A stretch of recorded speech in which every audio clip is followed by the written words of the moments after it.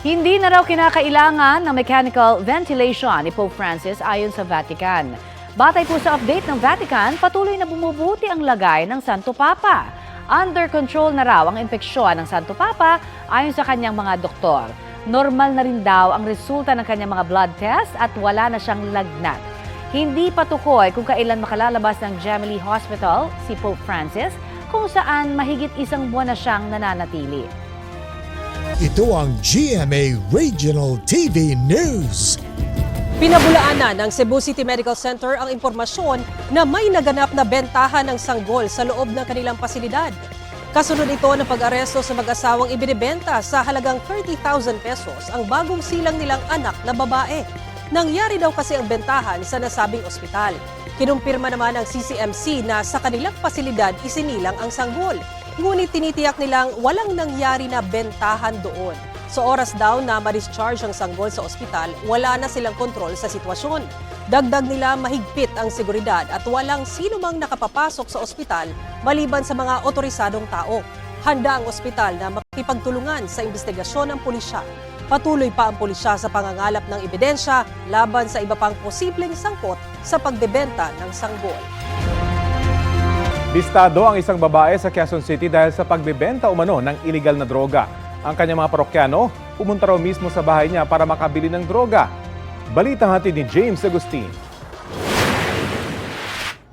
Sa labas ng kanyang inuupahang bahay sa Barangay San Vicente, Quezon City na aresto ng pulisya ang 29 anyos sa babae na nagbebenta umano ng iligal na droga. Iginasa ang drug bypass operation matapos makatanggap ng reklamo ang mga otoridad mula sa concerned citizen kaugnay sa transaksyon ng sospek. Nakuha mula sa sospek ang 25 gramo ng umano'y shabu na nagkakahalaga ng 170,000 pesos. Sa imbestigasyon na pag-alaman na 4 na buwan pa lang nangungupahan sa lugar ang sospek. Abutan lang ito sa bahay. Yung mga parokyano score pupunta sa bahay niya at doon niya pinagbebentahan. Karaniwan kasi ang mga parokyano rito ay mga taga nasabing same barangay lang din, mga construction workers, mga tricycle drivers. Nakakulong sa Anonas Police Station ang sospek na maharap sa reklamong paglaba sa Comprehensive Dangerous Drugs Act. Na-comment na lang po ako, sa korte na lang po ako magsasalita. Inaalam pa ng pulisya ang source ng droga ng sospek. James Agustin, nagbabalita para sa GMA Integrated News.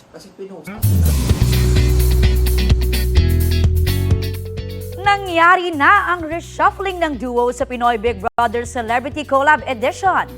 Ang bagong kapuso kapamilya pairs, sina Michael at Ralph, Josh at Clarice, Dustin at Esnir, AZ at Kira, and Ashley at AC. Nanatili namang duo sina Will at River. Paano naman kaya ang kapusong si Charlie?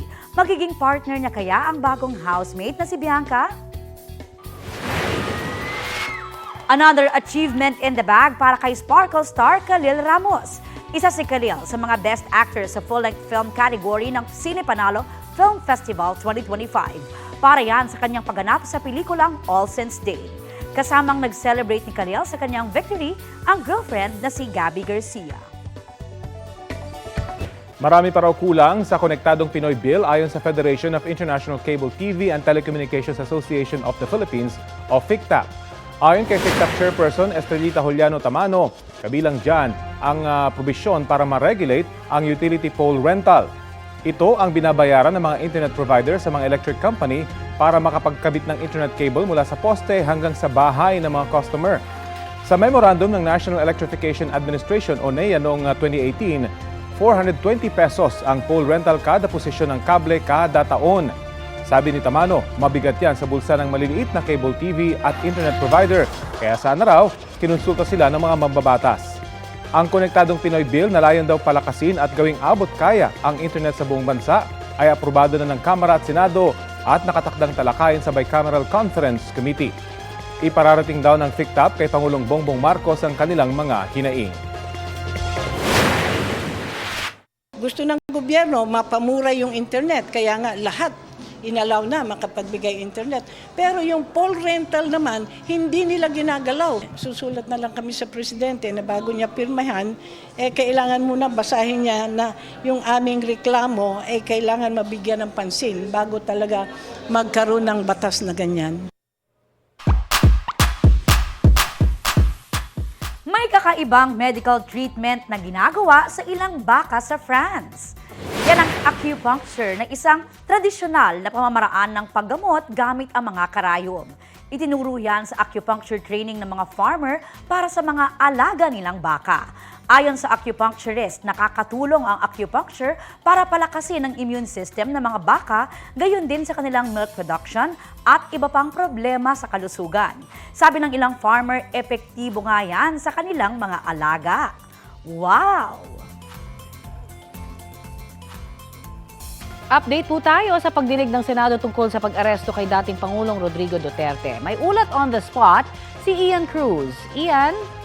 Yes, Connie, sa kanyang opening statement, sinabi ni Senate Committee on Foreign Relations Chair Senador Amy Marcos na ang tanging tanong na bakit isinuko ang isang kapwa Pilipino sa mga dayuhan. Ani Marcos, malaki pa ito sa pag-aresto sa dating Pangulo dahil tungkol daw ito sa dignidad ng mga Pilipino na ngayon pa lamang nangyari na ang isang Pilipino ay kinaladkad palabas ng bansa. Si Senador Bongo na dumadalo online naglabas ng hinanakit tungkol sa pag-aresto at pagdala sa dating Pangulo sa dahig sa tingin niya. Huli na ang pagdinig dahil hindi naman daw maibabalik na ang dating Pangulo sa ating bansa. Hindi naman daw tatakas ang dating Pangulo dahil hirap na nga daw itong maglakad.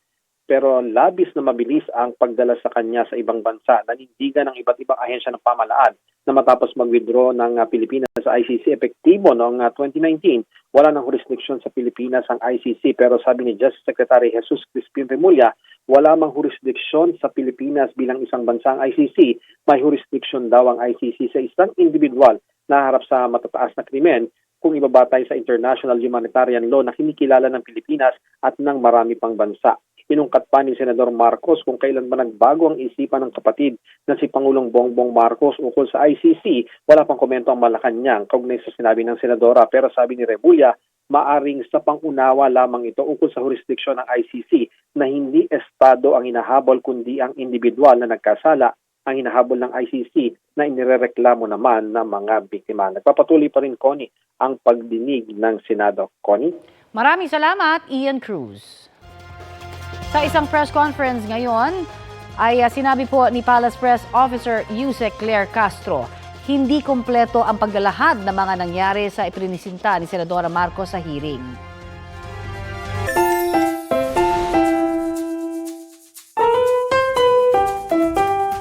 Eto naman, aminin, masarap naman talagang magliwaliw, di ba? Oo naman, pero yun lang, pupunta kang fresh sa destination, pero minsan uuwi kang haggard with matching konsumisyon.